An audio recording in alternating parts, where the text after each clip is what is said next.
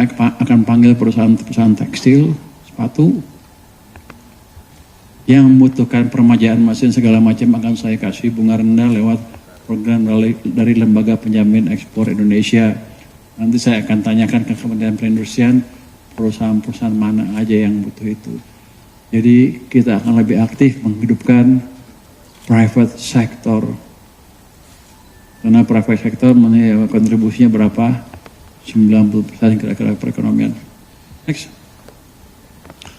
Ini surplus neraca perdagangan menopang ketahanan eksternal Indonesia. Itu di tengah gejolak seperti ini, barang kita masih bersaing di pasar global. Ini kita lihat neraca perdagangnya surplus terakhir berapa? 3,32 miliar dolar di bulan itu, netnya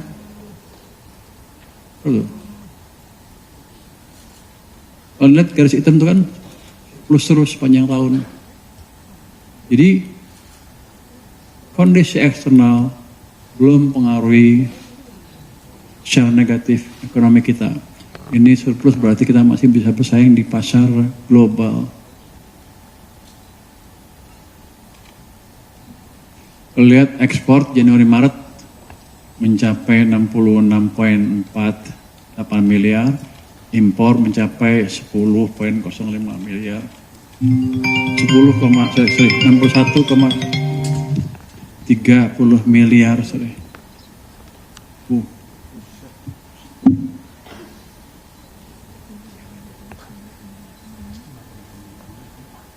Oke, next.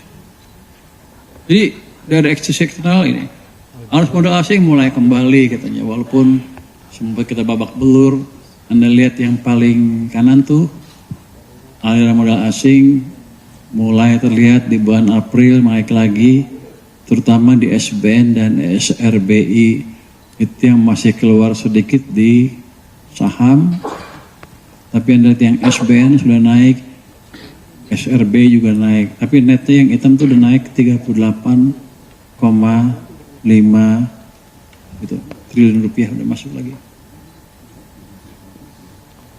Jadi apalagi sekarang mereka lihat fondasi ekonomi kita bagus, kan sebelumnya banyak noise, kita mau jelek, mau hancur, lah mau ini, lah mau itu. Dengan ini harusnya sih ini akan makin banyak yang masuk ke sini, dan harusnya rupiah juga akan menguat sesuai dengan kondisi fundamentalnya. Berikutnya, next. Inflasi yang 7. Ini beda. Nah ini dia. Loncat ya.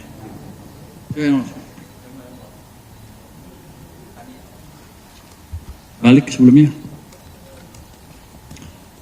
Nah ini. Anda lihat di bulan Maret kredit tumbuh 9,5. DPK-nya tumbuh 13,6%. Ini kalau waktu saya di LP, saya senang banget kalau DPK-nya tumbuh. Dulu biasanya tumbuh cuma 6%. 6% itu saya dapat uang sekitar 17 triliun. Kalau tumbuh 13, kira-kira dapat 2 kali lipat tuh. 30 lebih. Tambah return on investment, LPS duitnya banyak tuh, 40 triliun lebih tuh. LPS senang tuh, mana Pak Minto? Pak Minto ntar duitnya banyak sana. Cuma yang penting adalah itu, lihat. Yang hijau. Laju pertumbuhan M0, primary money, base money, itu di bulan April, minggu kedua, itu tumbuhnya 18%. Dan on average di tahun ini tumbuhnya double digit. Artinya, pemerintah dan bank sentral menjaga supply uang di sistem cukup untuk mendorong pertumbuhan ekonomi.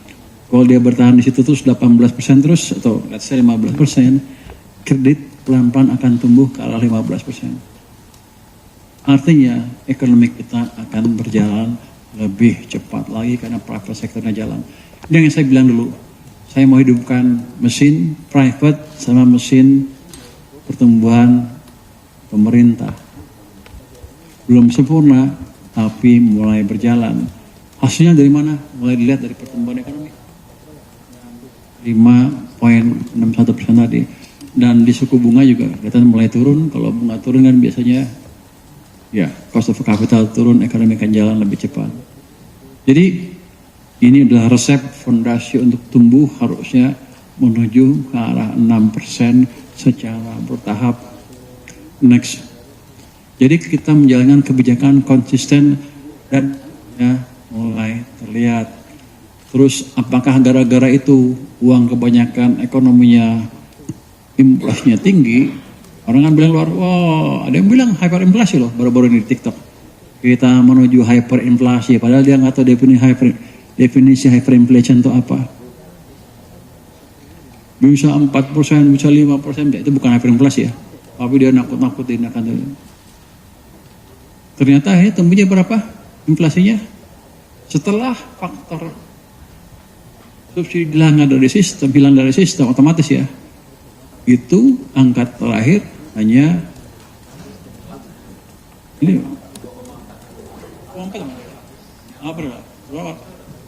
April itu 2,4%. Itu angka yang saya sebutkan selama ini kan. Kalau dihilangin musimannya segitu, bukan musiman, faktor segitu. Jadi inflasi masih terkendali. Kalau harganya pasti ada naik ada turun, tapi secara agregat seperti ini artinya kenaikan harga tidak menggerus daya beli masyarakat secara signifikan. Dan ini adalah angka yang ya sempurna ya untuk target kita ya Pak ya. Target 2,5 plus minus 1. Jadi ini hal yang bagus. Pemerintah akan menjaga daya beli nggak tergerus. Ini kita pastikan terus sampai ke depan terkendali terus inflasinya. Padahal udah April ya angkanya itu ya. Jadi ekonomi kita nggak kepanasan, hiperinflasi masih jauh. Itu pengamat-pengamat itu mesti belajar lagi gitu. Gak semua ya, ada yang jelek-jelekin saya lihat mereka bilang hyperinflation. Pokoknya ceritanya nggak ngeri deh. Terus next, apa yang kita ceritain? Next, aktivitas ekonomi. Ini data-data ini kan, ini kita pakai biasanya untuk melihat overallnya seperti apa. Karena kita udah tahu kan, triwulan pertama tumbuhnya 5,6, berarti ini inline dengan ini sudah memprediksi angka-angka yang terjadi sekarang. Jadi angka-angka ini kita monitor terus dari bulan ke bulan. Kalau ada yang melemah, kita perbaiki kebijakannya. Dari situ kita tahu nanti ekonomi seperti apa. Jadi tidak benar bahwa ekonomi kita melambat pada saat sekarang. Paling nggak sampai data April ya. Sampai Mei, sampai Maret. April, Mei akan kita dorong lebih cepat lagi. Sekarang apa sih? Bulan sekarang? Mei, 2 bulan ya? April, Mei, sebulan lagi, Juni ya? Bulan ketiga. Kita akan dorong di triwulan ketiga ini, kita punya waktu 1 bulan setengah. Cukup nggak?